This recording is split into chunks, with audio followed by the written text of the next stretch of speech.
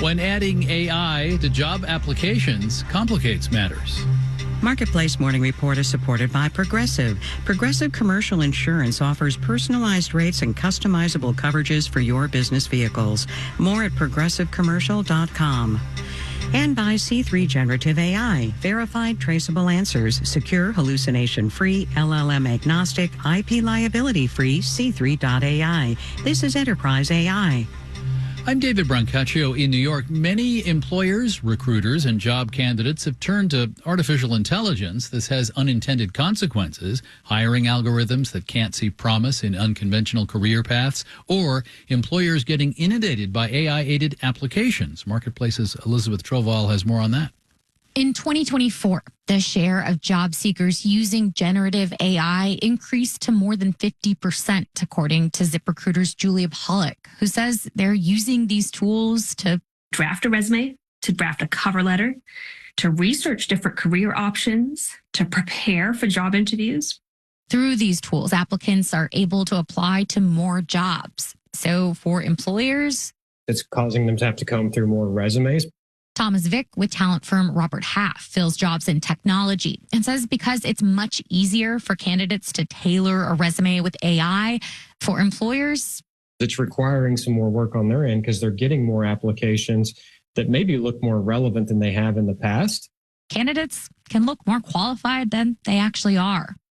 And it's not just tech jobs seeing more AI-assisted applications. Doug Carr is president of staffing company Force Solutions. Even, like a pipe fitter or a bull rigger or a concrete craftsman, they're all pretty up to speed on the technology, and that's how they're using AI as well as a candidate to find jobs. And then the construction companies are using AI to find the candidates to match them up.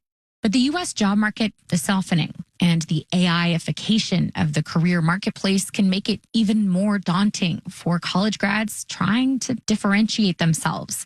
Sean McGowan with Carnegie Mellon University's Career Center says they've emphasized soft skills with students. Here's the thing. You can still use AI to help build lists. You can still help AI to streamline your process. But who in your network, your family and friends, who do you know that you can talk to? Who in your groups, your student organizations that you can connect with? He says in an increasingly AI-driven world, the human element is even more important.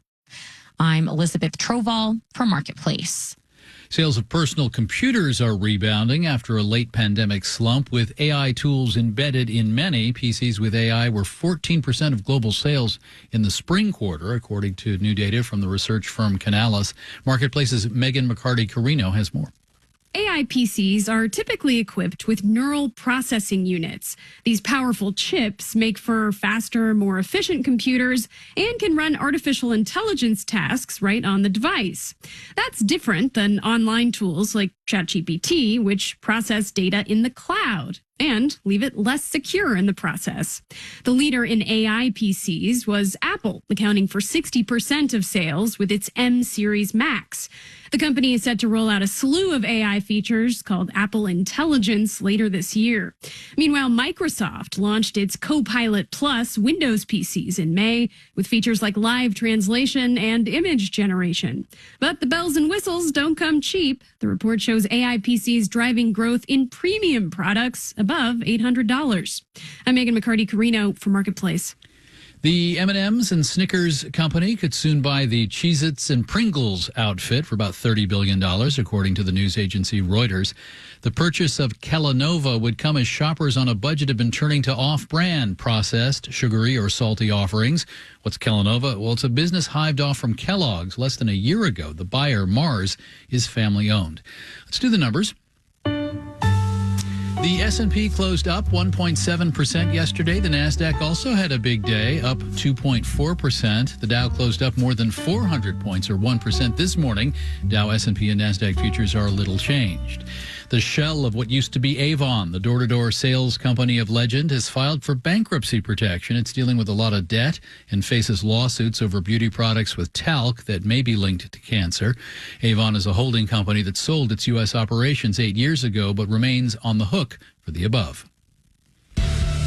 Marketplace Morning Report is supported by Amazon Business, aiming to help save time by offering smart business buying solutions so there's more time to focus on growing the business and less time doing the admin. More at AmazonBusiness.com. And by Schwab. Schwab offers investors choices like full-service wealth management, self-directed investing options, and trading on Thinkorswim. More at Schwab.com. Some people unable to get a traditional mortgage sometimes turn to another way to acquire a home. It's called a contract for deed, where you pay the seller over time. But the Consumer Financial Protection Bureau sees too many of these deals as predatory and is forcing changes. Marketplace's Nova Safo is here with details. Yeah, David, the CFPB is cracking down specifically on sellers that engage in multiple of these deals. These are when the seller retains ownership of a property until the buyer makes all scheduled payments, and if buyers fail, the seller just takes the property back. No foreclosure process. This can be very risky for buyers. The CFPB's director, Rohit Chopra, was at a hearing yesterday in Minnesota, where the state's Somali immigrant community has been particularly targeted.